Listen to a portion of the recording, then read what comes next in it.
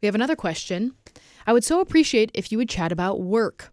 Recently, I've been feeling like I'm working my life away, but I know it's necessary, and I'm looking for joy and fulfillment of work. I'm 19. Whew. Oh. At 19, that's a tough one. I mean, if I'm being totally transparent, and I just said where I work and I love the work, but there are seasons where I can totally relate to. I feel like I'm working my life away. There are certain seasons where it's just more is required of me. But goodness, at 19, that is tough. So I guess I have more questions than I have answers. I mean, at that age, yeah, working is going to be really hard. I mean, when I was 19, I had a job that would make me go home in tears most days. That's unfortunately just kind of the season you're in. Right. But eventually you get to a point where you go to a job that you can at least tolerate, if not enjoy.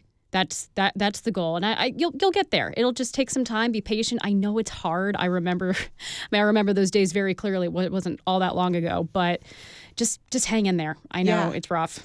Yeah, I'm guessing you're not working in your dream job just yet at 19. And so you've got to start somewhere.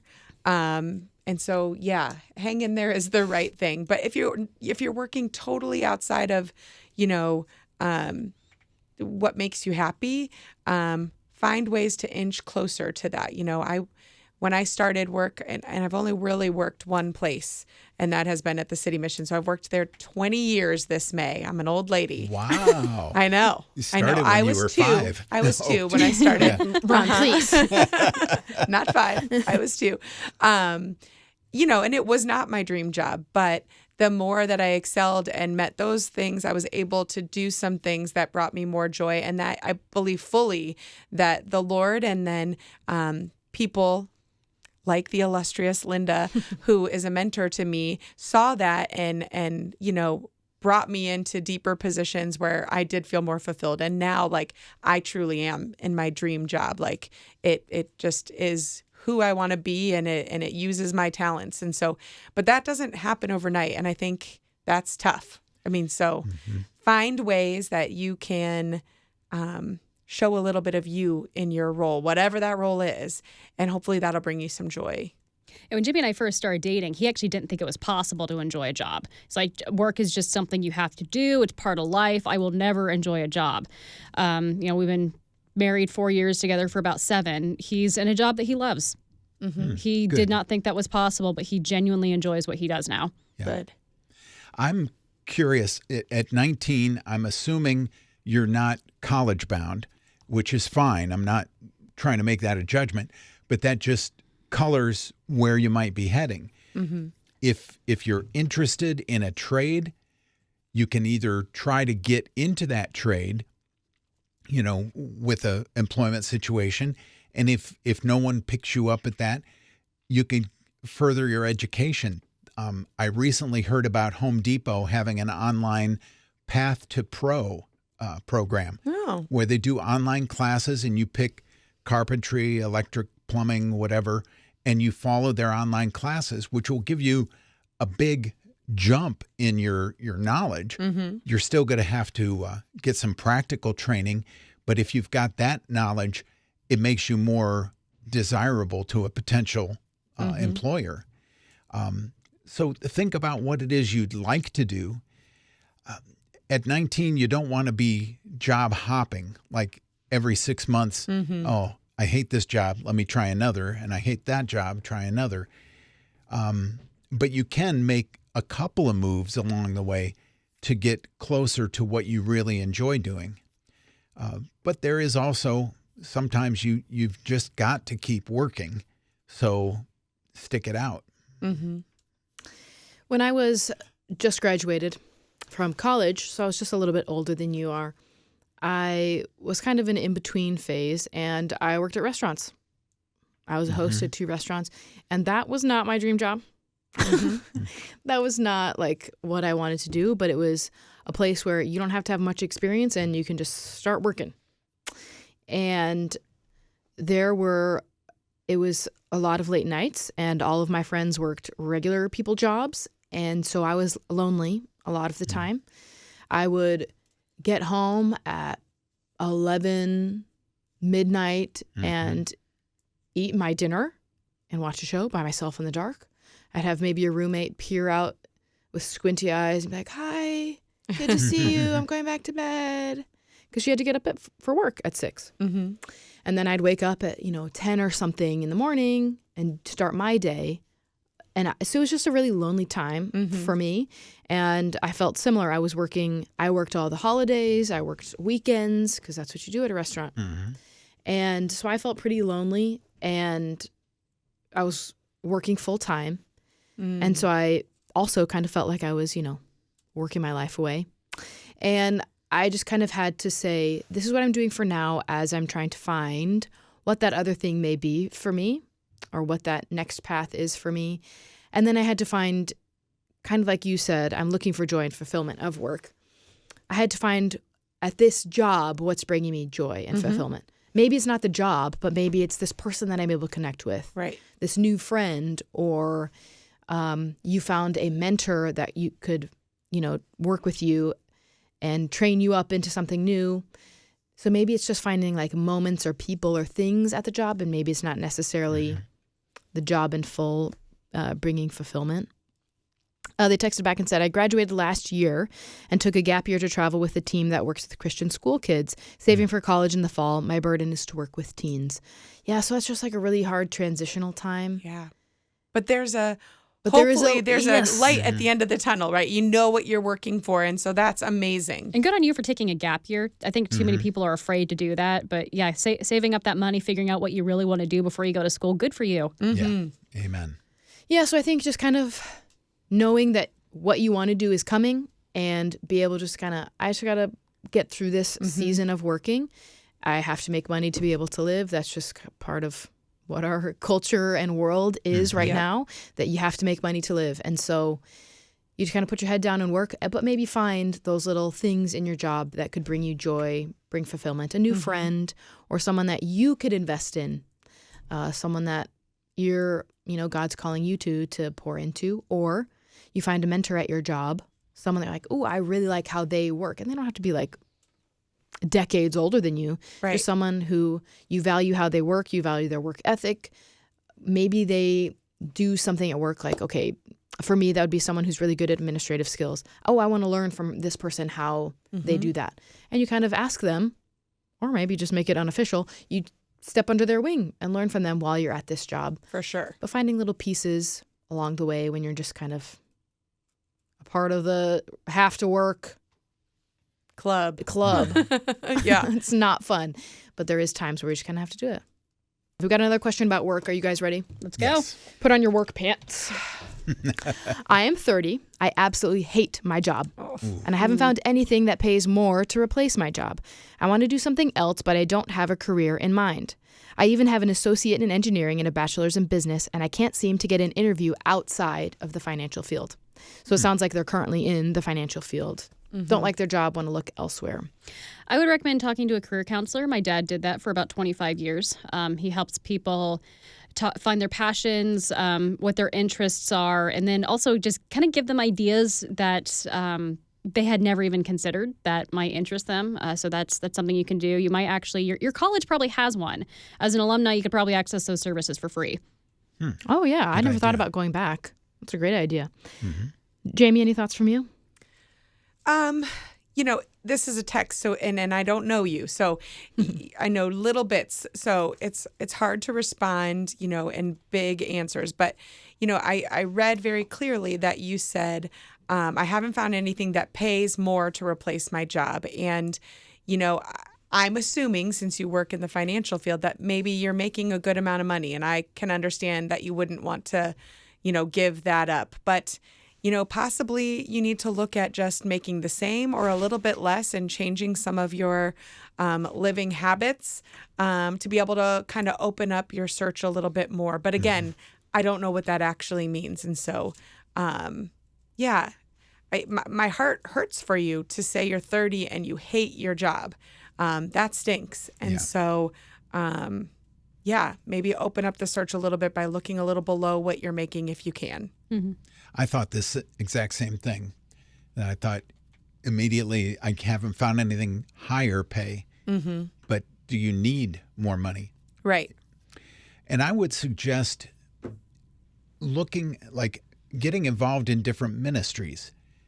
And you don't have to commit for a long term, but maybe you go serve food at the city mission. Maybe you, whatever it may be, but try out, get involved a little bit with different ministries, and it may offer you some insights into what you really do enjoy. Mm-hmm. And Daria's idea, the career counselor, that makes a ton of sense. Great. Yeah. I was also thinking about, I have a friend who wanted to get out of their current job, and they're in sales. Mm-hmm. And they were looking at sales just in the type of field that they're selling right now. Mm-hmm. And it took them having to go outside of the field that they're in right now. So maybe, I don't know what kind of finances there are, okay? But maybe maybe you have to go outside of the current. Maybe you work finance for insurance, okay? Let's just say it. Maybe you need to go outside of insurance finance. Right. Because there's going to be skills that are the same that you can transfer over just to a different field. Maybe you look at a field in radio. Radio finance? Radio finance. Okay, you just go somewhere else and there's going to be transferable skills, but it might help widen your search. Mm-hmm. And kind of like you said, Jamie, maybe you can't find something with more money, but what's more important, your mental and emotional health for you and your friends, or if you have kids and a spouse, what's more important? I would say keeping the same amount of money, if you're not able to make less, keeping the same amount of money, but coming home emotionally and mentally well for your family or your friends and for yourself is more important. Mm-hmm. And if you hate your job, that's coming home with you. For sure. Mm-hmm. And your job is not your life. Your job is not your worth or your meaning. Mm-hmm. And sometimes a job is just a way to make money because we got to make money. Yeah. And so you need to be well for the people around you and for yourself. And so I would say get out even if it's a job that pays the same, or if you're able to, pays less, just so that you can have a better well-being for those around you and for yourself. And if you really can't change jobs, then maybe you have to reframe. I like what Lauren said earlier about finding things about your job you do like, whether it's a person, someone you can learn from, or just reframing your thoughts as this is not ideal and it's not what I want to do, but it puts food on the table. It supports my family. I'm doing this for the glory of the Lord until something better comes along. Yeah, my husband had a job in the past where for him it was this is not my passion. This is not as Jamie said today, this is not what makes my heart beat fast. I don't get excited about this, but this is a job and I just have to have this job. I have to make money. I have to care for my family. And so for right now, I don't like my job, but I have to get through this season until I can find something I do like. And sometimes that means you are searching for jobs for years. And there's seasons where you're able to put in a lot of applications and there's seasons where you can't. There's seasons where a lot of people are getting back to you and then there's seasons that no one's getting back to you. And sometimes people just don't get back to you for months when you're looking for jobs. And it's okay, first of all, that's rude. But Daria was talking about one time when she was looking for a job, you forgot. Yeah, no, it was an internship while I was in college. It took so long for these people to get back to me. I forgot I applied and showed up for the interview having no idea who these people were or what was going on, and they offered it to me anyway. Yeah, exactly. So sometimes it just takes a while. But with being in the financial field, you have transferable skills. For sure. You just might have to search different types of jobs for those transferable skills.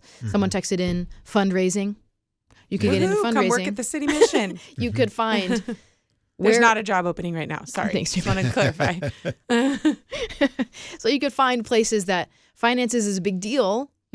Development, helping to raise money. You still have to be good with numbers and development because you're breaking down costs of, hey, this is how much it costs to help fund our something like the city mission or fund this project. Bible Radio. Exactly. So there's a lot of transferable skills. You may just have to broaden the search a little bit. And like others have said, you may have to take a little bit of a pay cut or keep the same pay. But if you're not willing to do that, then maybe find small things you do take joy in. And maybe that's even you get a free cup of coffee there every day. And you're I can't wait to have my free cup of coffee at work tomorrow. Yeah. There you go. Here's a suggestion that costs you nothing, and I can't guarantee the outcome, but go to an AI like Perplexity or ChatGPT and type in, I'm looking for a change of career. Here are my skills. I've got a associates of engineering, and if it's a specific area like civil engineering or mechanical or whatever, put that in. I have the degree in finance. I have experience in these areas, and this is the kind of things that I would like to pursue, and just type in as much information in the prompt as you can, and then let them spit back to you some ideas of what other fields might be available, because they're surprisingly intuitive in these artificial intelligence, and they may give you some, like, be a clown for Barnum and Bailey, and you can say, oh, no, I'll skip that one. But they don't even exist anymore. Well, definitely don't go there. You won't get a paycheck. But they'll give you some ideas that might inspire you to look around. Someone texted in their first-time texter. Yay, we love first-time texters. Yay. I view the work that I do as an act of worship. At the end of the day, I lift my hands and say, Father, I pray that you accept this day as a sacrifice, holy and acceptable. It doesn't always make work easier or more enjoyable, but it certainly gives me a better perspective, and a sacrifice that costs me little isn't a very good sacrifice. Yes. And we've got Hannah, who's tips for enjoying work. Hannah, what have you got for us? Oh, I just wanted to give some encouragement that, the money is always so hard to find more money, Yeah. but just hating the job, it's, again, finding those, little pieces of gratitude throughout the day. And for me, I just left a job I was dreading going to and went into a job with more problems, it feels. But I'm trying to, have God's glory show through me, and just to be the better worker and the harder worker and put my head down and just try to get it done, and just realize that it's not for me, it's for God's glory, and that I'm trying to be a light to others so that they can see what he can do through me. Yeah, absolutely. Sometimes maybe there's a purpose of you being there, even when we can't see it. And it's like, wow, hey, God, I hate this actually. But there's someone that you are being a light to, and you might not even know it. And so if you're able to kind of step into that role that God's asked you to do at that job, you may be a light for someone, and they may think of you for years and years and years. I remember at a job I worked at, everyone was like, why are you, I worked at a bar. They're like, you're different. Why are you so different? And that gave me an opportunity to share who Jesus is. And like, oh, well, this is why I'm different. Yes. You asked me. Well, I'll tell you. So sometimes you're right, Hannah. You just have to find those small little glimmers of hope. And one thing I was listening to is Casting Crowns. It's kind of, I feel like sometimes in the moment right now, I'm like, well, I don't have that one awkward moment, that song that they have, but I feel like I'm trying to prepare for that every day I go into work and try to, push through those hardships. I'm like, okay, I'm just getting ready for when I have that awkward moment and I can step out and be that light even brighter for someone. So Yeah, people at work are always like, everyone's struggling. Life is hard, and so people are going to bring that to work. And most people don't want to be there. If you hate your job, you're probably not the only one. yeah, Working is like, absolutely. working is work. It's not fun. I like this job. I'd rather be somewhere else, though. I'd rather be on my couch. I'd rather still be sleeping. Yes, exactly. We're on the beach. Yeah. So there's people are going to bring their hardships to work, and as people who follow Jesus, we get to be hope and opportunity to people who may bring their hardships to work. Yep. Hannah, do you have any Mornings with Brian gear, a mug, anything like that? No, I don't. This is my first time calling in, and I just recently Yay! started listening to you guys back in November. Oh, wonderful. Well, thank you for joining us. If you can stay on the line, Daria's going to get your info, and we'll send you some Mornings with Brian stuff. Oh, great. I'm excited. Thanks, Hannah. Be like Hannah. Be a first-time caller. That was awesome. That's so fun. We love our new listeners. We love our old listeners. Not old and age. Well, them too. Yeah. But those who've been We love listening them for all. years. We love everybody. Okay, so the person who had this question of hating their job, they did text back in and said, I can't afford to go lower. I must go up, and I love people. Okay, so you're in financial field. Business degree. Okay. I am thinking something in the development world. I am too. Raising money for an organization. Mm-hmm. And that may not look like you're crunching the numbers every day, but maybe you are doing galas to raise money, and you have to be creative in ways to raise money. You have to go out and meet with people and say, hey, we need these funds. And someone who has a financial mind has the opportunity to say, you're not as scared to talk about money. Right.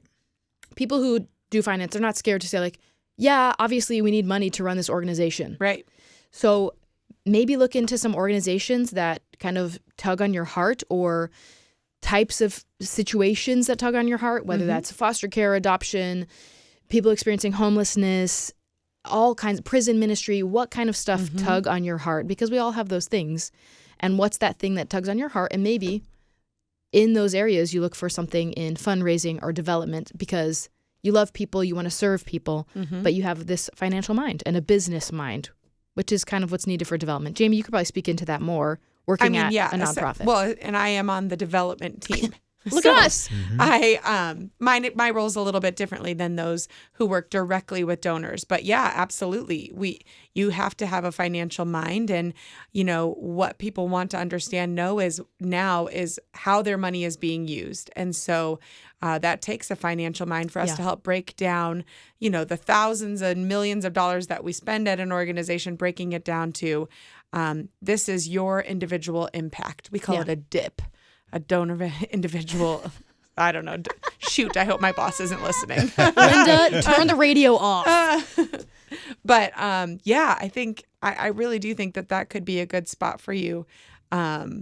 May not be in the where you need to be financially coming in. So keep looking around. I mean, you're still talking about organizations that the intake of money is used mostly for residents. So, but if you can, or the people that they serve. So, but that would be a way to love people, advocate for an organization, and use that finance degree. So just look at development and fundraising roles. I think that would be a really good spot.